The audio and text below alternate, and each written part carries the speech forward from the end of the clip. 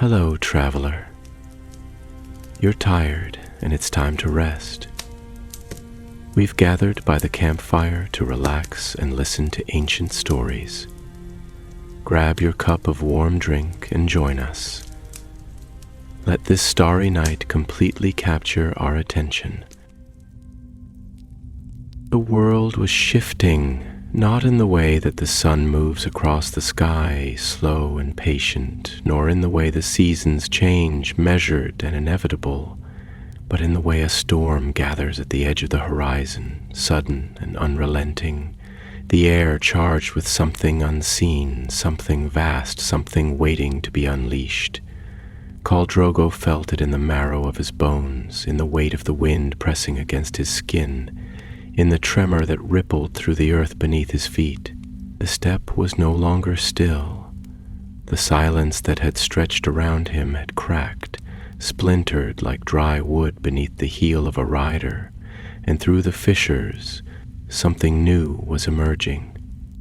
The great stallion stood unmoved, but the air around it flickered, alive with the heat of its presence, as if the very fabric of the world bent around its form. Its mane burned with the fury of a dying sun, its hooves pressed deep into the ground, and in its eyes that had seen the birth of the first Khalasar, that had watched the rise and fall of 1,000 warriors, there was something unreadable, something vast and knowing, something that held the weight of judgment but none of its finality.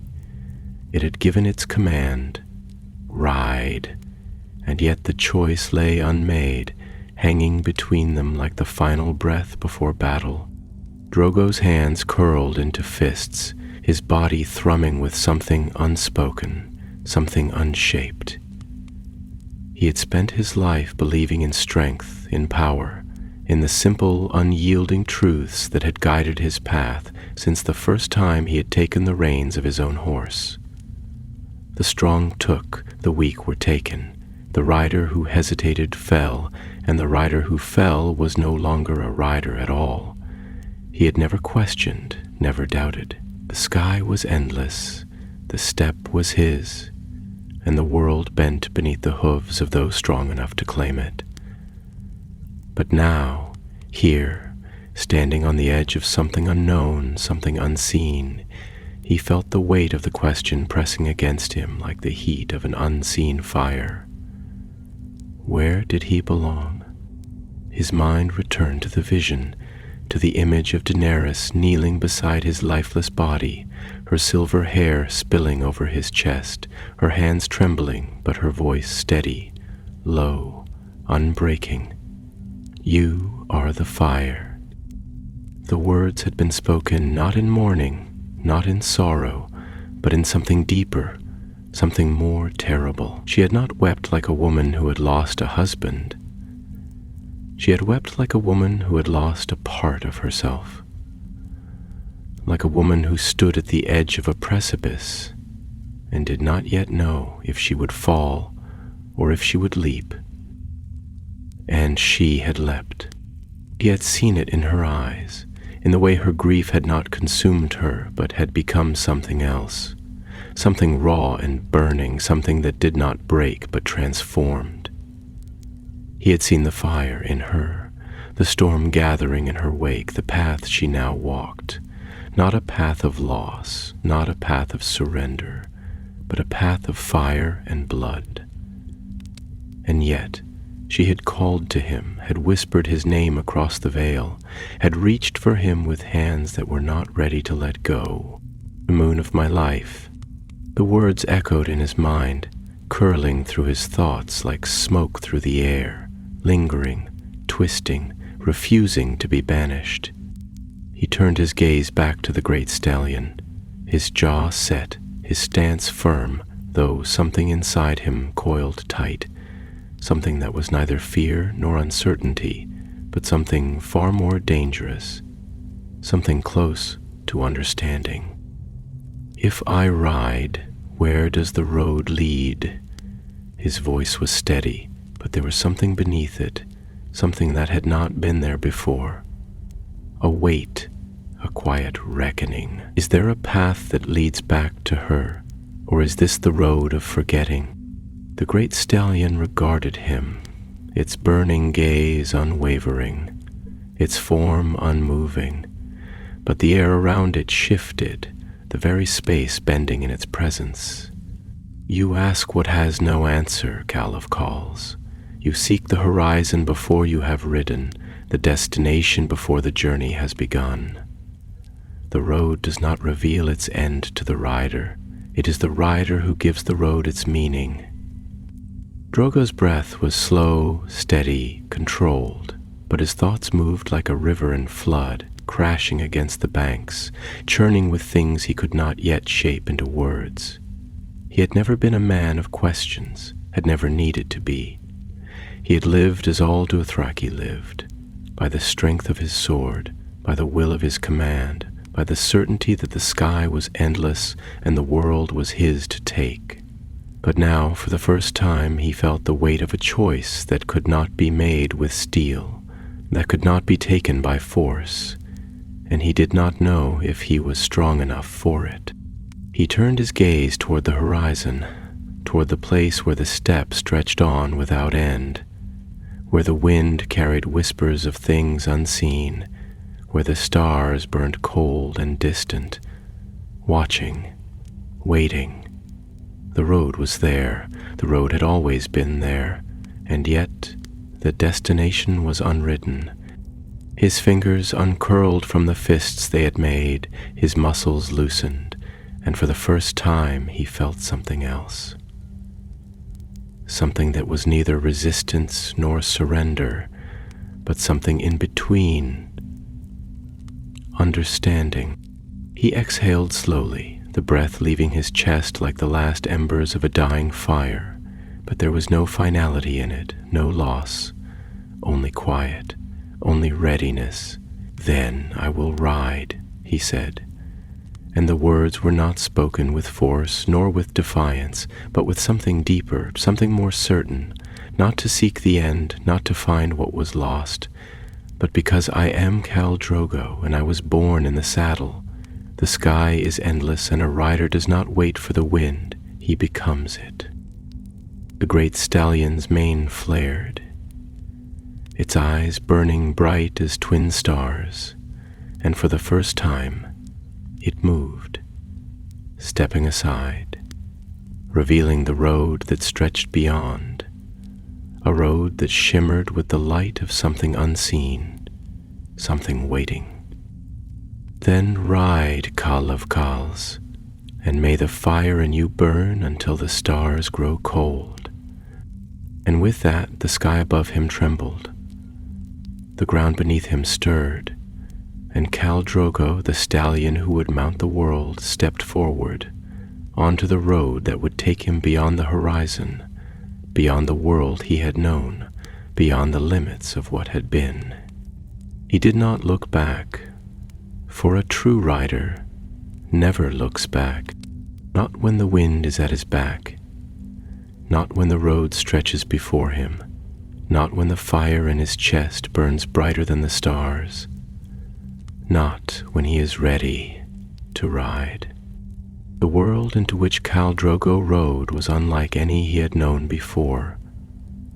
The steppe stretched before him, but it was not the steppe of his youth, nor the endless sea of grass he had conquered. This was a place of shifting horizons, of landscapes that did not remain as they were, of a sky that did not merely stretch overhead, but loomed vast and unknowable, bending and twisting like something alive, something sentient. The stars here burned lower, their light silver and sharp, cutting through the darkness with an intensity that felt unnatural, as if the heavens themselves were watching, waiting, bearing witness to a journey that had never been taken before. The wind carried whispers, but they were not the voices of the living, nor the songs of the dead. They were echoes of something older, something deeper, as though the land itself remembered the footsteps of those who had come before, those who had walked this road not as mortals, not as conquerors, but as something else entirely. Souls unmoored, spirits seeking what had been lost, wanderers on the threshold of eternity, and beneath it all there was a rhythm, a pulse, a slow and steady beat that thrummed through the earth, through the sky, through the very air itself. The sound of hooves. Drogo rode without reins, without saddle, his body moving as one with the great black stallion beneath him, the beast's muscles coiling and releasing like waves against the shore, fluid and powerful, effortless in their motion. The stallion needed no command, for it was not a creature of flesh and bone, but something else, something made of wind and shadow, and the fire that burned behind the eyes of warriors. It carried him forward, not in straight lines, not in the simple, direct paths of the world he had left behind, but through a landscape that shifted like water, that twisted upon itself like a river, bending through the canyons of time. And ahead of him, beyond the veil of mist that clung to the horizon, something flickered. A fire. It was distant, barely more than a golden ember against the darkness, but it was there.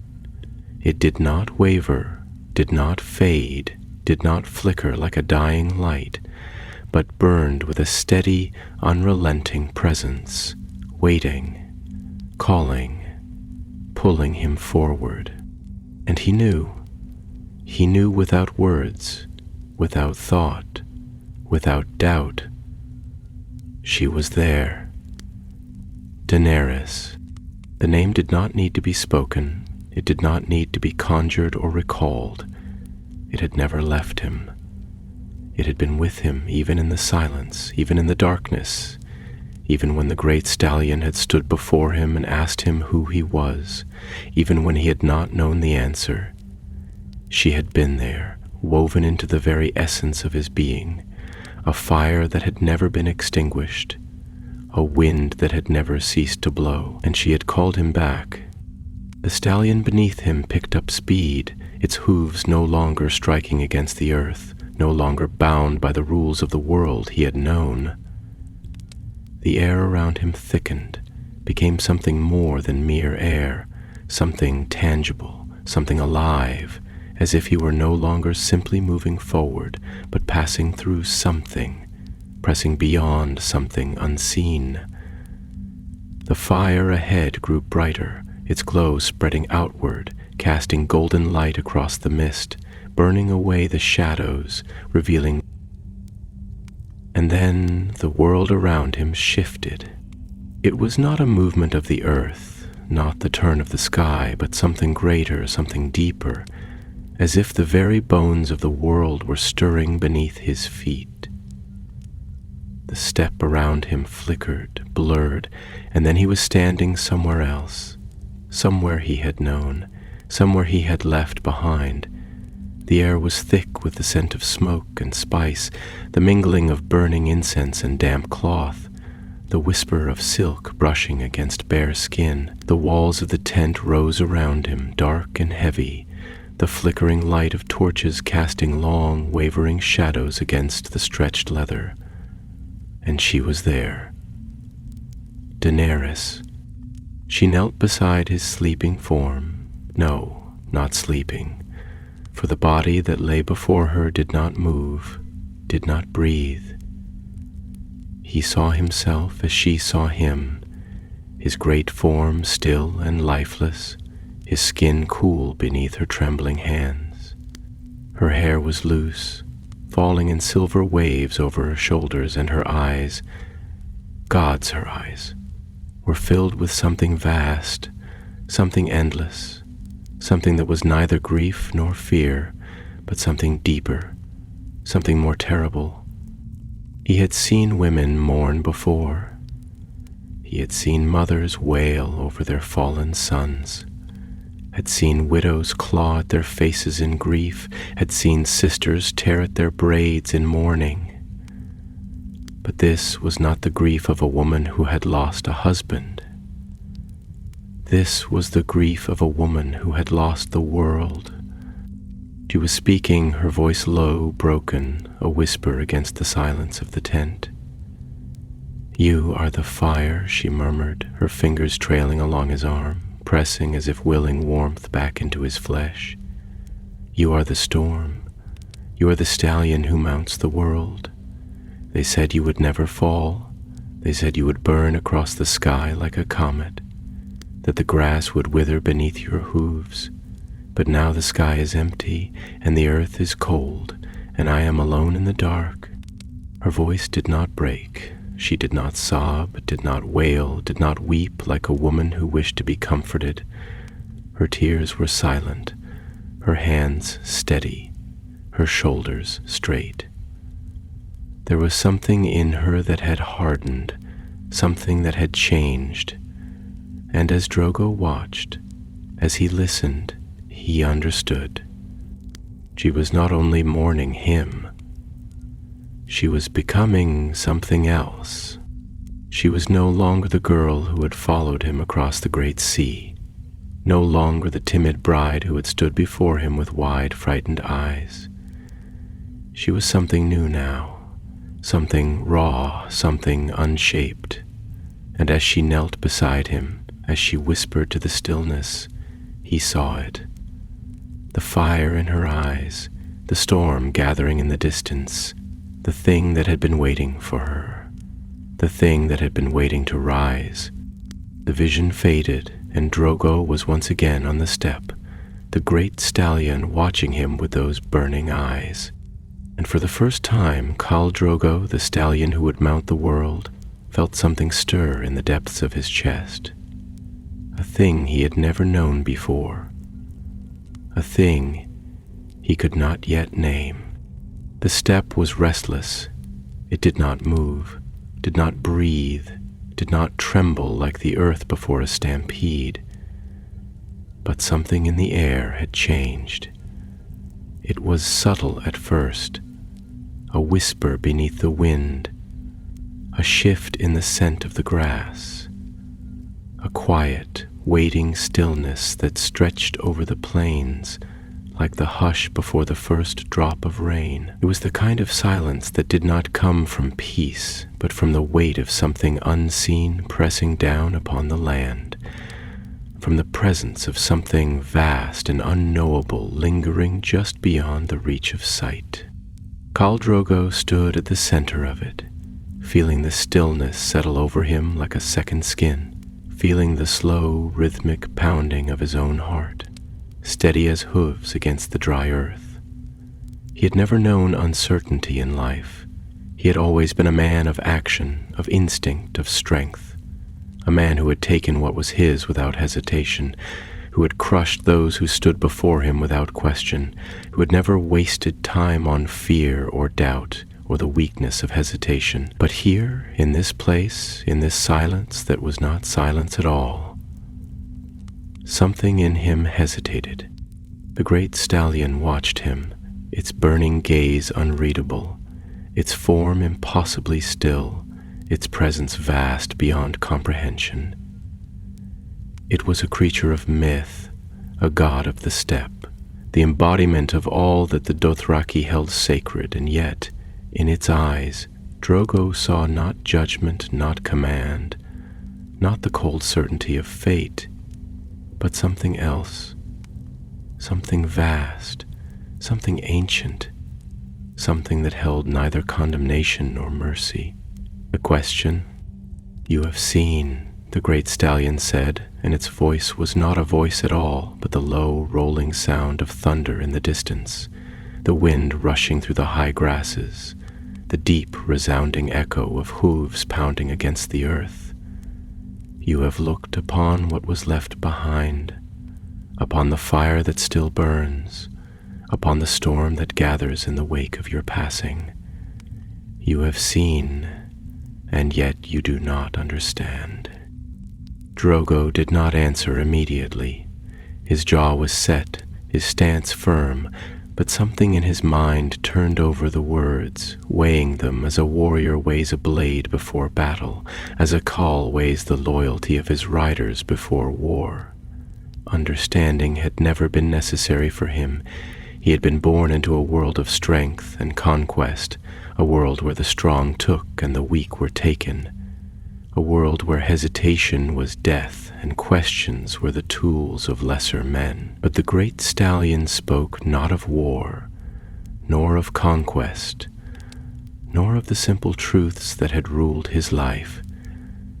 It spoke of something deeper, something that lay beyond the reach of araks and banners and bloodied earth. He exhaled slowly, his breath a steady thing, a thing of control, of purpose. His voice when he spoke was low and firm, unshaken but laced with something that had not been there before. "I have seen her," he said, the words rolling from his tongue like the first notes of an old song, a thing ancient and well-worn, a thing known in his bones before his mind could grasp its shape. "I have seen what she has become. I have seen the fire in her eyes, the storm that rises in her wake. I have seen the path she walks now, and it is not the path of a woman left behind. It is the path of something new, something that was not meant to be." He paused, the memory of her hands upon his skin, of her whispered words, of the raw, unshaped grief in her eyes flickering in his mind like distant firelight. The tears had fallen like rain. "She said, she called me back," he murmured, the truth of it settling over him like a weight he had not yet learned how to carry. "She did not let me go."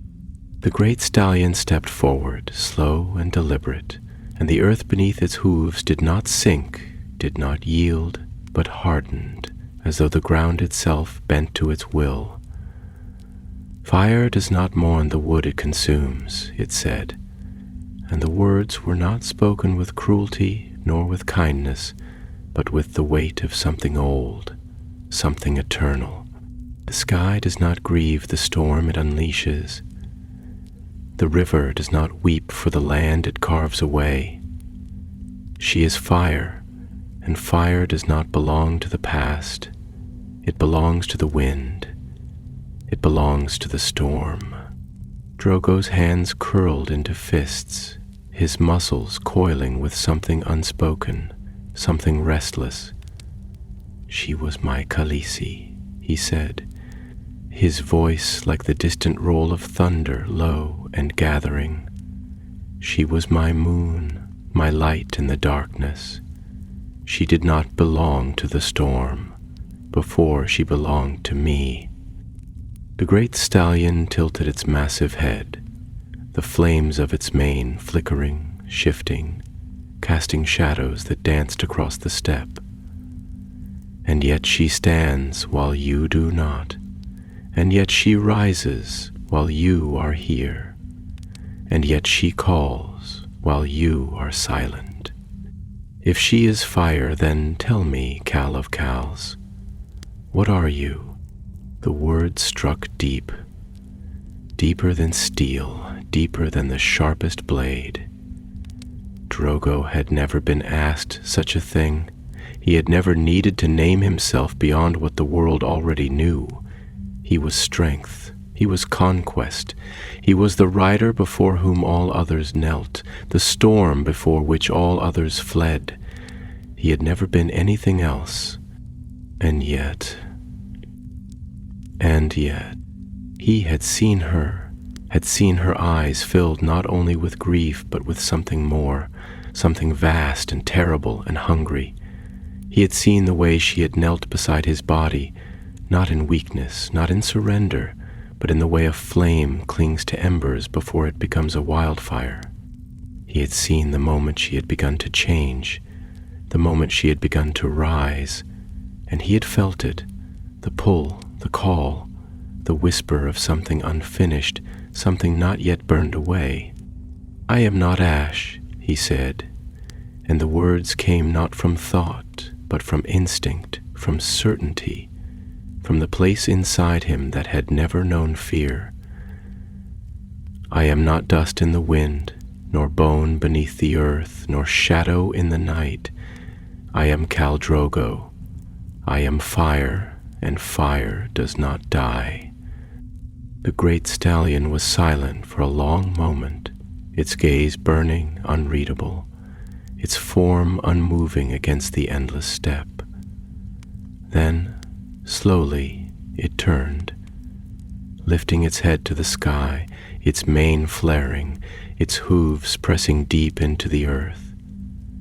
And in the distance, where the horizon stretched out in an unbroken line, the wind shifted. It was not the wind of the steppe, not the wind that carried only the whispers of the dead, the echoes of those who had come before. It was something new, something different. It carried the scent of smoke, the taste of salt, the low, distant murmur of waves against the shore. And then, carried on that wind, soft but unshaken, came a voice. Moon of my life. Drogo's breath caught just for a moment. The great stallion turned its gaze back to him, its eyes burning like twin suns. Then, "Ride, Khal of Khals," it said. And the sky above them shuddered, the stars shifting, the world trembling beneath the weight of something vast, something unseen, something waiting. Ride. The world was fire and shadow, and Khal Drogo stood at the threshold of both. The heat of the flames did not touch him, nor did the darkness of the night smother his breath. He did not feel the weight of his body, nor the ache of wounds long since sealed. There was no pain here, no suffering, only the whispering winds of the endless steppe, carrying with them the scent of burned sage and the distant rumble of hooves against the sky. He had been here before, not in this place, not in this form, but in his dreams. It was the land of warriors, the great beyond where only the strongest rode beneath the sky that never ended. It was the place the Dothraki spoke of in hushed tones around their fires, the place where the great stallion carried only the mightiest into eternity. Drogo ran a hand over his chest, feeling no wounds, no sickness, no frailty. His body was whole, as it had been before the Magi, before the darkness, before the quiet death that had taken root inside him. His braids were still heavy, thick with the weight of 1,000 victories. His strength remained, unbroken, undimmed. And yet, there was a silence here that unnerved him. The steppe stretched before him, vast and endless, but there was no sound of laughter, no voices of the warriors who had come before. The stars above burned with a cold fire, unmoving, unblinking, as though they watched him from a distance too great to bridge. Even the wind, which should have sung with the voices of his ancestors, was but a whisper, a breath against the silence. He was alone. For the first time in his life, Khal Drogo, the great Khal, the stallion who would mount the world, stood without his khalasar, without the pounding of hooves behind him, without the cries of his warriors in his ears. And then, from the silence, a voice. "You do not belong here." The words were not spoken, not in the way men spoke, with lips and tongues and breath. They were carried on the wind, woven into the very air itself, low and distant, but filling the sky like rolling thunder. Drogo turned, his warrior's instincts rising, but there was no one there, only the open plain stretching to the horizon in all directions. His hand moved to his belt, reaching for a blade that was not there. The voice came again, closer this time. This is not your time. And then he saw it. A shape moving on the horizon, dark against the silver light of the stars. At first it was a shadow, a wisp of smoke curling against the night. But as it neared, it took form. A beast of impossible size, its hooves striking sparks from the earth, its mane flowing like wildfire. The great stallion, the god of the Dothraki, the one who carried only the mightiest warriors into the sky. Drogo did not move, did not bow, did not kneel. He was Khal Drogo. He had feared nothing in life, and he would fear nothing in death. The great stallion stopped before him, its eyes burning with an otherworldly fire. It was not the gaze of a mere beast, but of something ancient, something eternal. It saw through him, through his victories, through his strength, through the blood he had spilled and the oaths he had sworn. And then it spoke. "You are not yet of the sky." The words rumbled like a distant storm, shaking the very ground beneath Drogo's feet. He lifted his chin. "I fell in battle," he said, his voice steady. "I was betrayed, but I did not die weak. I did not beg. I did not break. I am ready to ride." The great stallion exhaled, and the wind roared around them. "You do not yet belong to me." Drogo's eyes narrowed. "I do not crawl in the dirt like a slave. I will not be caged like a sick beast. If I am not meant to ride with you, then tell me why I am here." The great stallion stepped forward, towering over him, the heat of its breath like embers against Drogo's skin.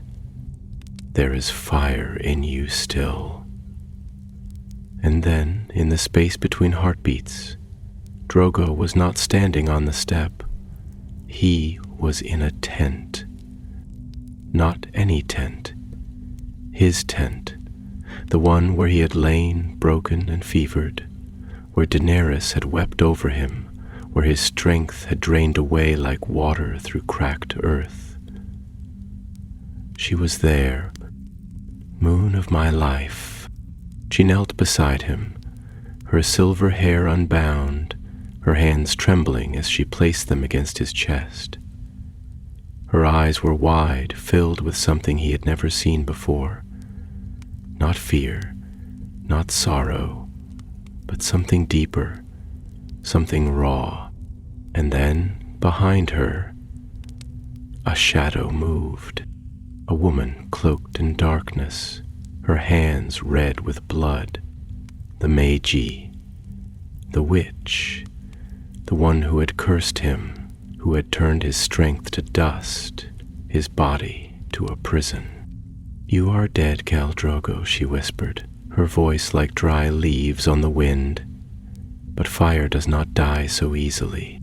The vision faded, and he was once again on the step, the great stallion watching him with those burning eyes. Drogo's hands clenched into fists. "She called me back," he said. The great stallion gave no answer. Drogo took a step forward, his muscles coiling with renewed purpose. "If there is fire in me still, then I will ride." The great stallion's mane flared, burning like the sun. "Then you must choose." And for the first time, the silence of the steppe was broken by the distant sound of hooves. Hundreds, thousands, growing louder, faster, rushing toward him like a storm rolling over the earth. The choice lay ahead, waiting like an open horizon. And Khal Drogo had never turned away from a path once his feet had touched it. The silence of the steppe was not an empty silence, but a silence filled with waiting, with something vast and unseen pressing against the edges of the horizon, as if the sky itself were holding its breath. Khal Drogo felt it in the space between heartbeats, in the tremor of the distant stars, in the slow, deliberate rhythm of his own breath. The wind stirred, but there was no sound.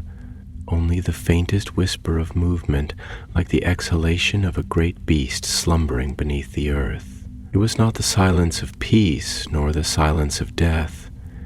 It was the silence of a choice yet unmade, of a road waiting for the press of a rider's feet.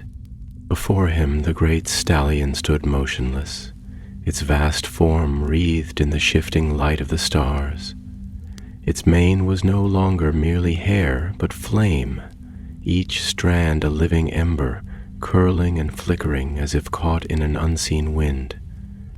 Its hooves pressed into the ground, and where they touched, the earth did not yield, but hardened, cracked, smoldered, as though scorched by a fire too ancient to be remembered. The air around it shimmered, not with heat, but with power, a force both terrible and unbreakable, the weight of eternity pressing against the fragile boundary between life and death.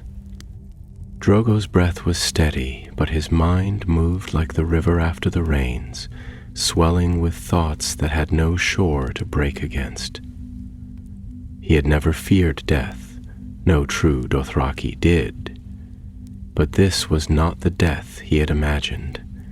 He had always believed that when his time came, he would fall with his arach in his hand, his body broken upon the battlefield, his blood singing with the thrill of combat, even as it spilled upon the earth.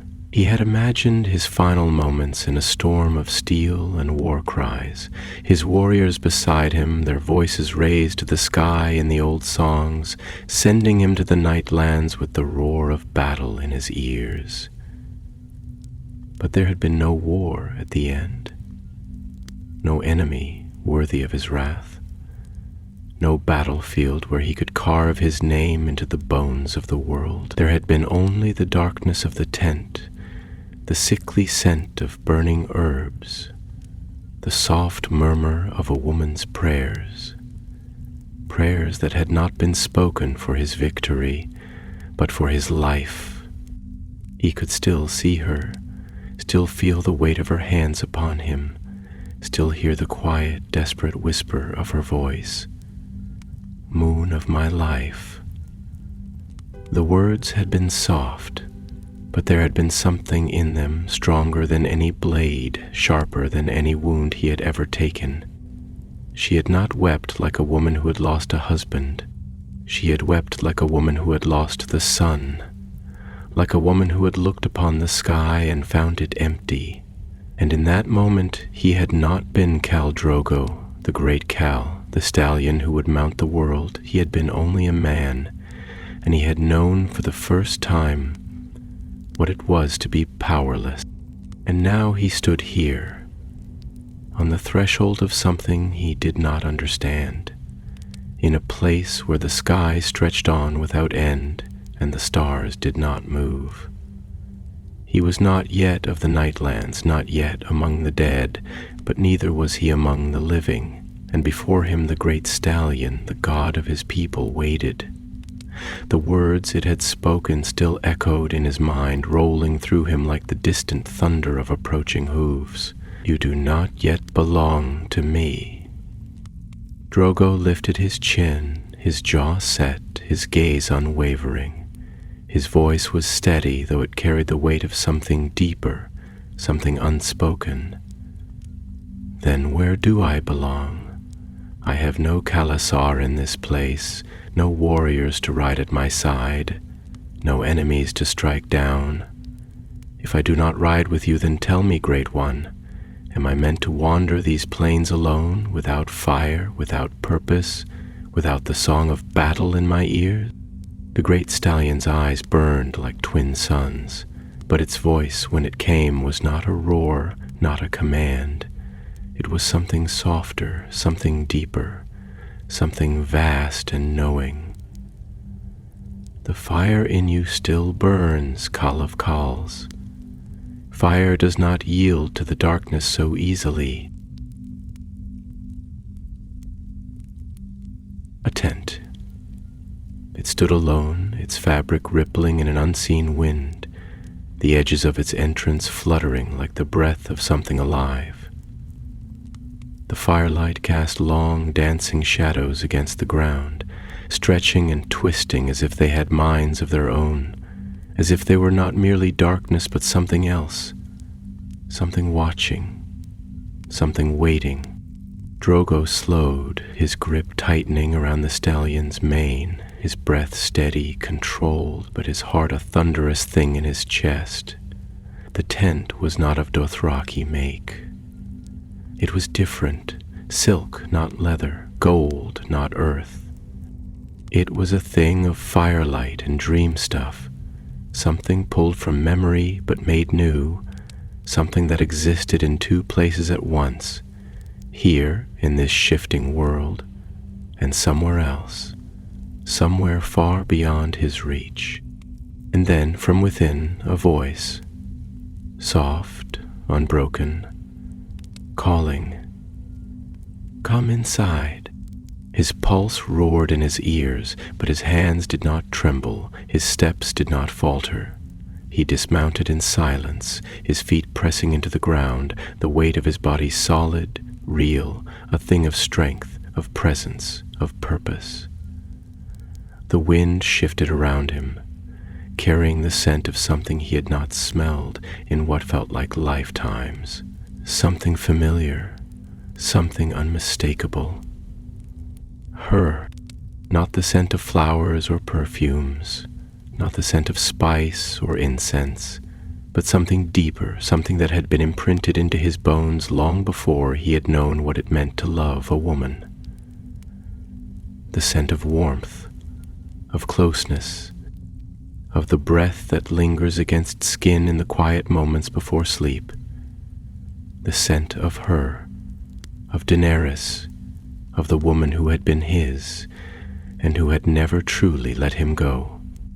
His fingers brushed against the entrance of the tent, the silk cool beneath his touch, and for the first time in what felt like eternity, he hesitated. Because if he stepped inside, if he crossed that threshold, if he saw what waited beyond, there would be no turning back. And then, before he could question, before he could doubt, the fabric of the entrance parted, and she was there, Daenerys. She stood before him, bathed in the golden glow of the firelight, her silver hair unbound, falling in waves over her shoulders, her skin soft and luminous in the flickering light. She wore no crown, no jewelry, no silks of a queen, only a simple dress of white, light and flowing, moving as though it were part of the air itself. But it was not the dress that held him, not the glow of the fire or the way her hair shimmered in the light. It was her eyes.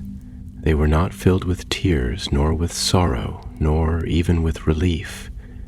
They were steady, they were sure. They were the eyes of a woman who had walked through fire, who had known death and loss and grief, and had emerged not as something broken, but as something greater. And when she spoke, her voice was not a whisper, not a plea, not a desperate call from the past. It was a statement, a truth.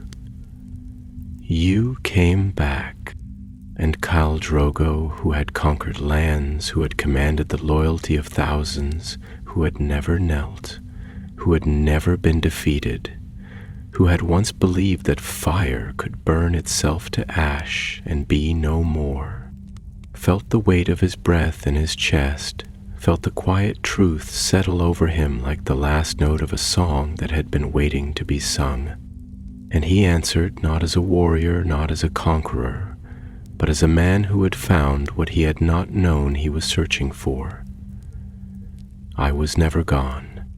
The world inside the tent was not of earth and cloth, but of fire and memory, woven from something neither living nor dead, something neither past nor present, something caught in the space between breath and silence. The air here was thick, heavy with the scent of embers and spice, with the lingering trace of something he could not name but had known all his life.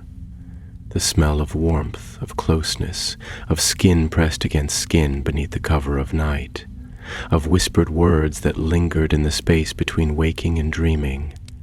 The light inside did not flicker like candlelight, nor burn like the torches of a Khalasar, but pulsed, slow and steady, a golden heart beating in the stillness. It was not simply fire, it was life, captured in the moment before the dawn, in the hush of something not yet broken, something that had not yet been lost.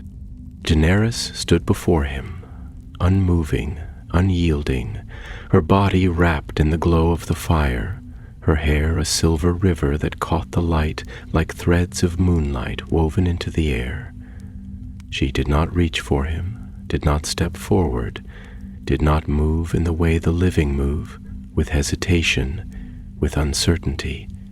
She was still, but it was not the stillness of a statue, nor the stillness of a woman waiting. It was the stillness of something certain, something that did not question, something that did not waver. And her eyes, gods, her eyes, they were not the eyes of a queen, not the eyes of the conqueror she had become, not the eyes that had gazed upon burning cities and shattered thrones, not the eyes that had seen death and walked through fire unscathed. They were the eyes of the girl he had first known, the girl who had stood before him on the night they were bound, trembling but unbroken, afraid but unwilling to fall. They were the eyes of the woman who had touched his skin with reverence and fear, who had learned the shape of him with hesitant hands, who had turned fear into strength, who had looked at him not as a conqueror, not as a warlord, but as something more, something deeper, something that had no name but had always existed. And now, in this place where the living did not belong, in this place where the past had not yet become the past, those eyes held him once more. He did not speak at first. There were no words that could be spoken, no language that could hold what was in his chest, no tongue that could shape the weight of what had been lost and what had now been found. And so, for a long moment, there was only silence, a silence that did not feel empty but full, a silence that did not separate but bound. She was the one who broke it.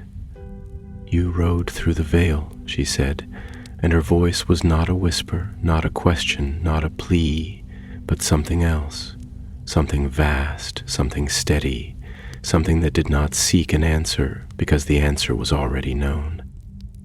"You rode through fire and wind, through shadow and silence. You did not fall, you did not turn back." Her gaze did not leave his, but there was something in the way she breathed, in the way her lips parted just slightly before she spoke again, in the way her hands trembled, not with fear, but with something else, something unspoken, something. Drogo's breath was slow, measured, but his pulse was thunder beneath his skin. He could feel it, could feel the fire in his veins, could feel the weight of what she was asking, the weight of what had brought him here, the weight of the journey that had begun not when he had fallen, not when the sickness had stolen his strength, not when the Mage's hands had sealed his fate, but in the moment she had whispered his name across the veil, in the moment she had refused to let him go. "Because the fire did not die," he said, and his voice was low, rough, not the voice of a ghost, not the voice of a memory, but the voice of a man who still breathed, a man who had not yet learned how to let the wind carry him away. Because the sky does not forget the sun, because the earth does not forget the rain, because I am not ash, and you have not yet become the wind that scatters it. Daenerys inhaled sharply, and for the first time her stillness wavered, just slightly, just enough for him to see the way her fingers curled, as though reaching for something she did not know how to hold. "You were gone," she said, and there was something in her voice now, something raw, something stripped bare, something that did not belong to queens or conquerors, but to something older, something more fragile, something that had existed before thrones and banners and war. "I stood over your body. I felt your skin turn cold beneath my hands. I watched your breath leave you, and I could not call it back. I burned you with my own hands. I stood in the fire, and I let it take everything that I was, everything that I had ever been, and it did not consume me." Her voice did not break, but there was something in the way she spoke, something that ached, something that did not belong to sorrow, but to the space sorrow leaves behind. "I did not want to be left behind," she murmured, and her gaze dropped for the briefest of moments, her hands clenching at her sides, as if the words themselves were too much to hold. "But I was, and I did not know how to exist without you. I did not know how to become something that was not yours." Drogo stepped forward, his movements slow, deliberate, the space between them closing with the weight of something unseen, something that did not belong to the world of the living or the dead, but to the place where they touched, where they bled into each other, where they could not be separated. "You were never left behind," he said, and his voice was not loud, not forceful, but steady, certain, as unyielding as the earth beneath them. "You did not burn because the fire did not wish to take you. You did not fall because your feet still knew the ground. You did not break because there was nothing in you that was meant to shatter." Her breath hitched, her chest rising sharply, her lips parting just slightly, but she did not speak. "You are fire," he said, and he lifted a hand, fingers brushing just barely against her cheek, the touch light, uncertain, the way a warrior touches the edge of a blade he has not yet learned to wield. And fire does not belong to the past.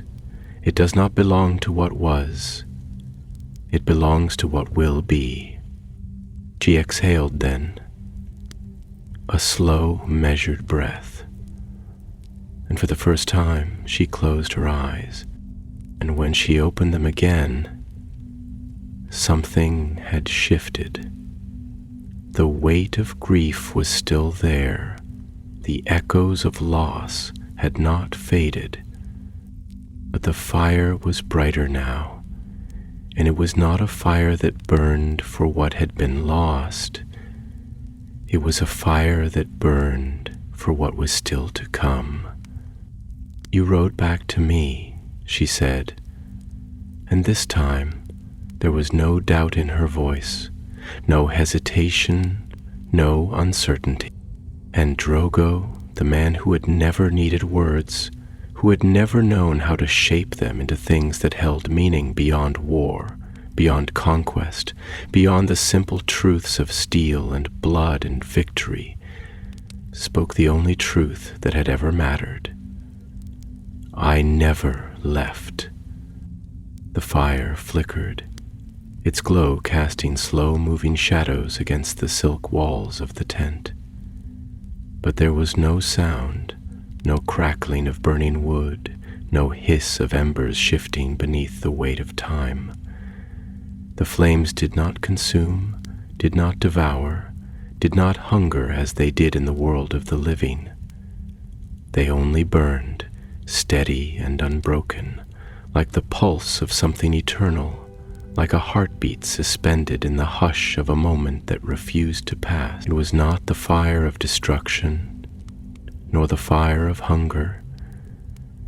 It was the fire of something that simply existed, that had always existed, that would always exist. And in that fire, in that hush, in that place between worlds where past and present coiled together like two rivers that had never known they were meant to meet, Daenerys stood before him, and Khal Drogo knew, not with thought, not with reason, but with something deeper, something older, something that had no name, that he had never truly been gone. She had carried him through the silence of her grief, through the heat of the pyre, through the long nights beneath a sky that once felt empty without him.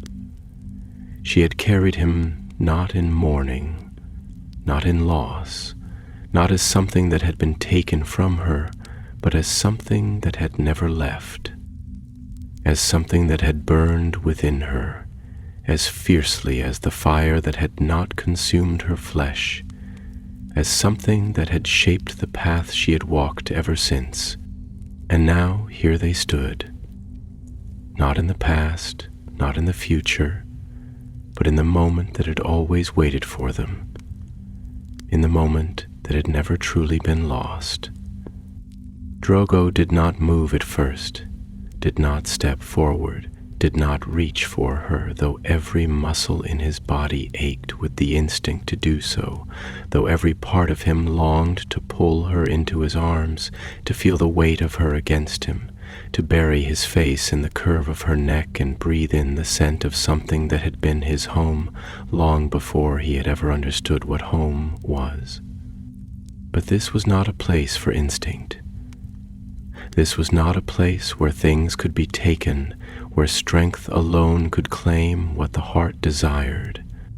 This was a place of choices, a place where the past had not yet fully released its hold, where the future had not yet fully revealed itself, where what was and what could be stood together in quiet, patience.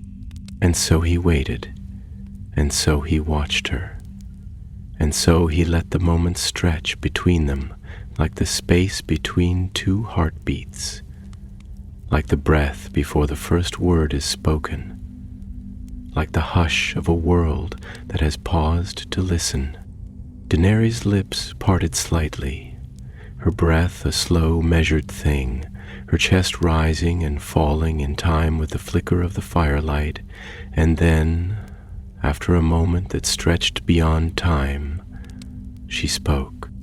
"I burned for you," she said, and her voice was not quiet, not broken, not the voice of a woman who had suffered loss, but the voice of a woman who had walked through that loss and emerged on the other side, not untouched, not unchanged, but unyielding.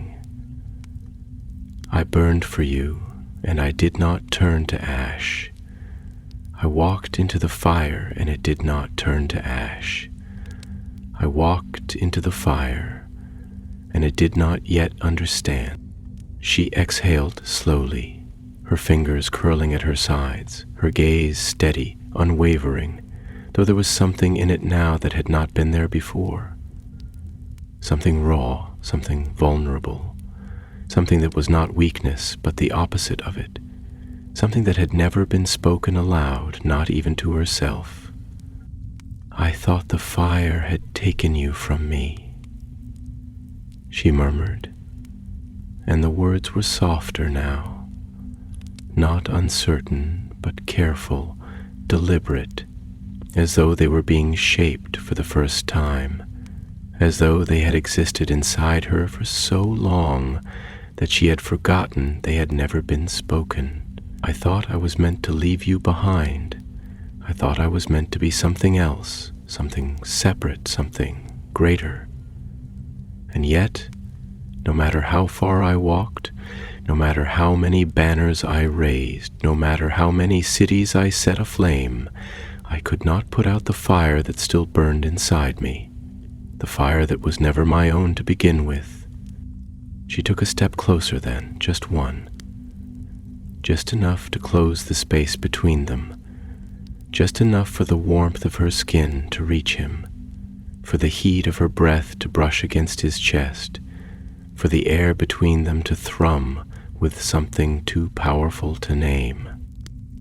"I built an empire on the fire you left behind," she whispered, and there was something in her eyes now, something that was neither sorrow nor regret, but something deeper, something that trembled at the edges of understanding. "I thought I was carrying you forward, but now I wonder, was I ever truly walking alone?" Drogo's breath came slow, deep, measured, but inside him something burned, something stirred, something that had been waiting, waiting for the words she had just spoken, for the truth that had always existed between them, to be laid bare. "You were never alone," he said, and the words were not merely words, not merely sound, but something more, something shaped by the weight of everything he had never said, everything he had never needed to say, everything that had existed between them in silence, in touch, in breath. "You rode with the wind at your back because I was in the wind. You walked through the fire because I was the fire. You carried me, not as a shadow, not as a ghost, but as something you could not name, something you did not need to name, because it was always there." He reached for her then, slow, steady, his fingers brushing against hers, and the moment his skin touched hers, the fire in the tent pulsed, flared, surged outward, wrapping around them like the tide pulling toward the shore, like the wind bending the grass of the steppe, like something ancient recognizing itself in the eyes of another, and she did not pull away. She let him touch her, let his fingers trace the line of her wrist, the curve of her palm, the space where her pulse beat steady and unbroken, and then, slowly, her fingers curled around his, holding him, grounding him, tethering him to the place where they stood, to the moment that had waited for them, to the fire that had never gone out. "You were never gone," she whispered, and this time the words were not a question, not a realization, not an awakening, but a truth that had always been known, a truth that had only needed to be spoken aloud to be understood. And Drogo, Khal of Khals, the stallion who had once been destined to mount the world, the man who had never knelt, who had never yielded, who had never spoken words that did not need to be spoken, closed his eyes, breathed her in, and held her hand as though it was the only thing that had ever been real. And the fire around them burned, steady, unbroken, infinite. The fire did not fade, it did not flicker like the dying breath of a candle, nor waver like a flame caught in an uncertain wind.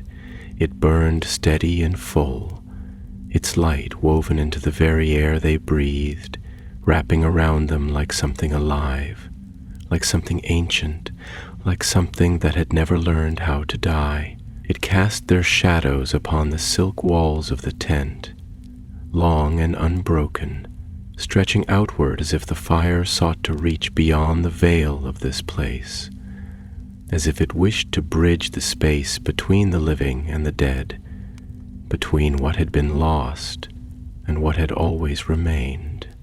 Khal Drogo stood within its glow, his hand wrapped around hers, his fingers pressing into her palm with a weight that was neither forceful nor hesitant, but something in between, something that spoke of certainty, of recognition, of the quiet, unspeakable understanding that exists only between two souls that have known each other beyond time, beyond breath, beyond the fragile impermanence of flesh. He did not look away from her, did not let his gaze falter, did not allow himself to blink for fear that she might vanish like smoke, like a dream that slips through open fingers in the waking light. And Daenerys, standing before him, her silver hair aglow with the reflection of the firelight, did not move, did not tremble, did not falter beneath the weight of his presence.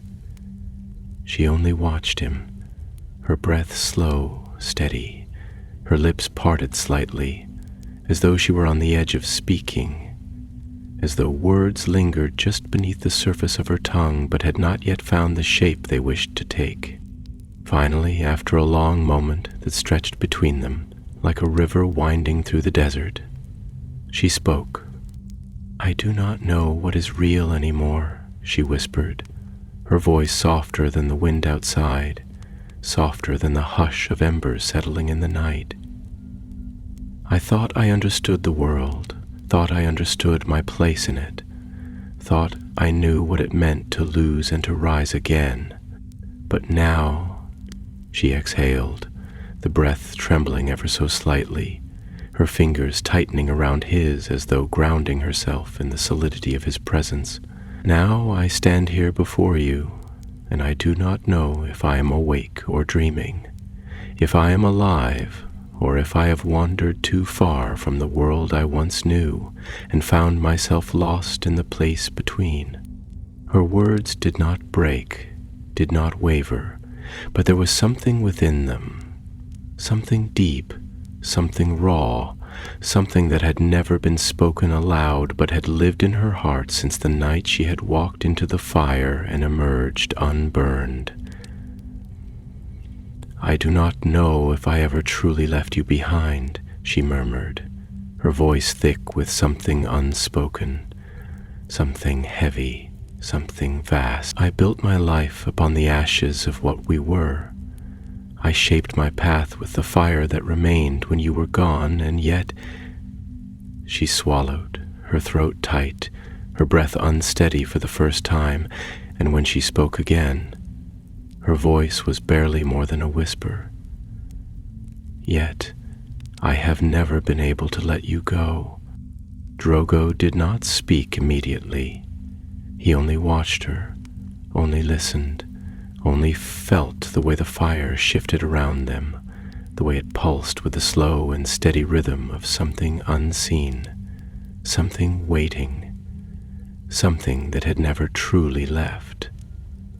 He could feel it in the way she breathed, in the way she looked at him, in the way her hands trembled though her voice remained firm, in the way her lips pressed together as though holding back 1,000 words that had never been spoken.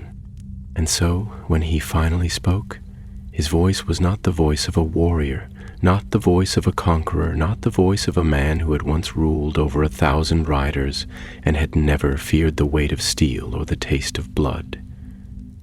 It was the voice of something older, something quieter, something that had never needed words until this moment.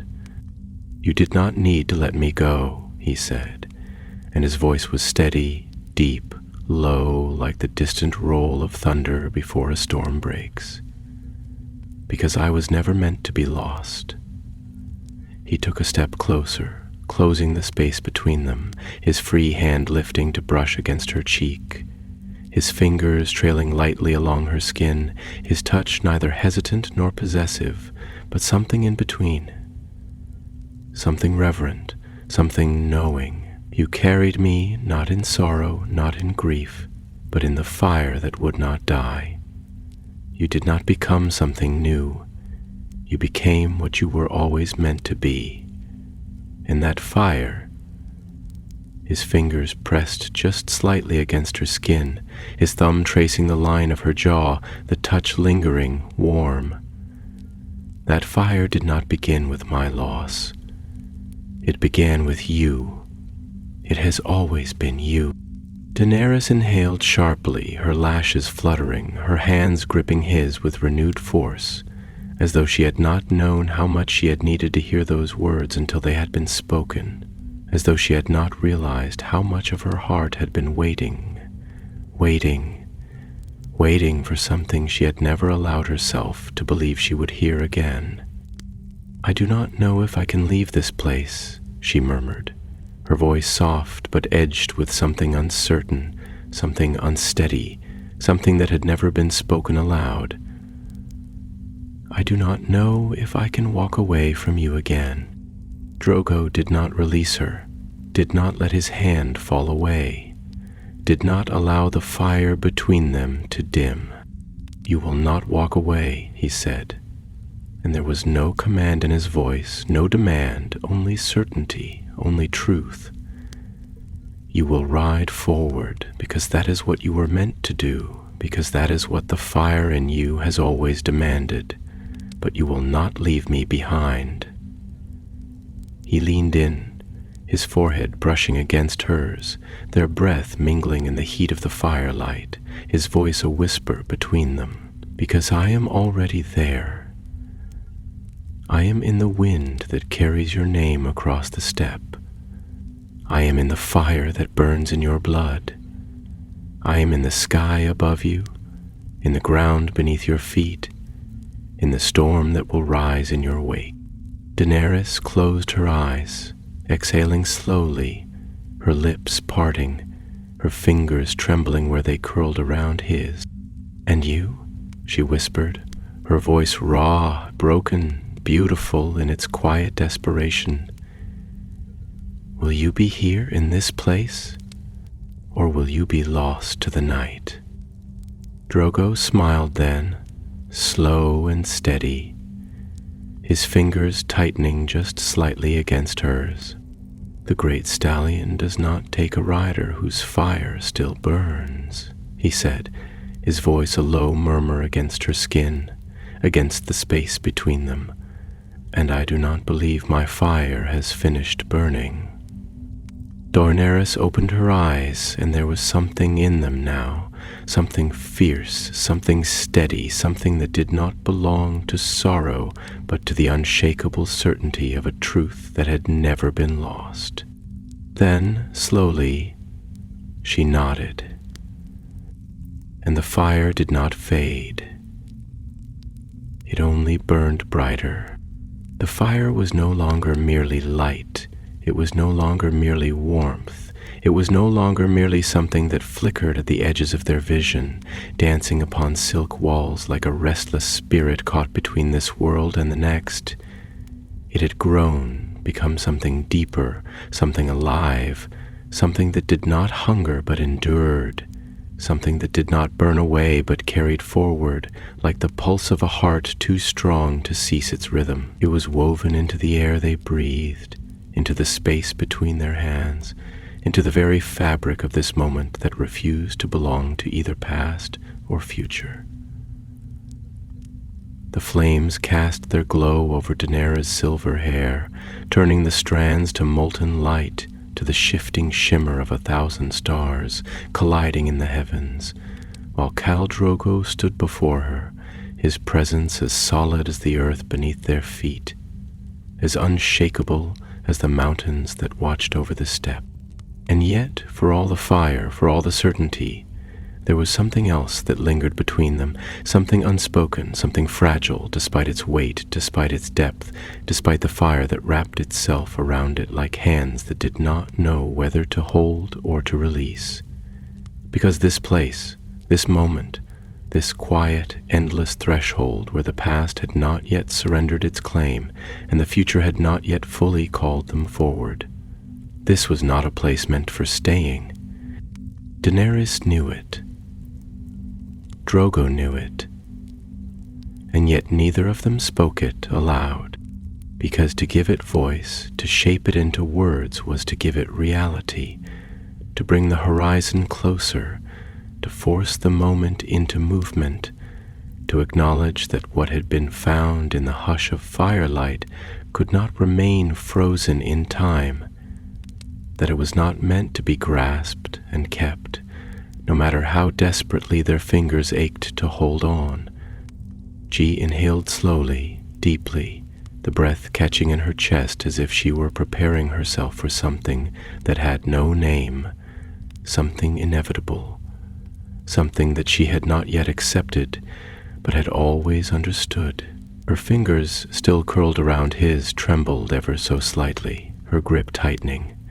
Not to keep him here, not to anchor him, not to stop what must come next, but simply to feel him, to reassure herself that he was not smoke, that he was not a dream slipping through her hands like mist dissolving in the first light of dawn.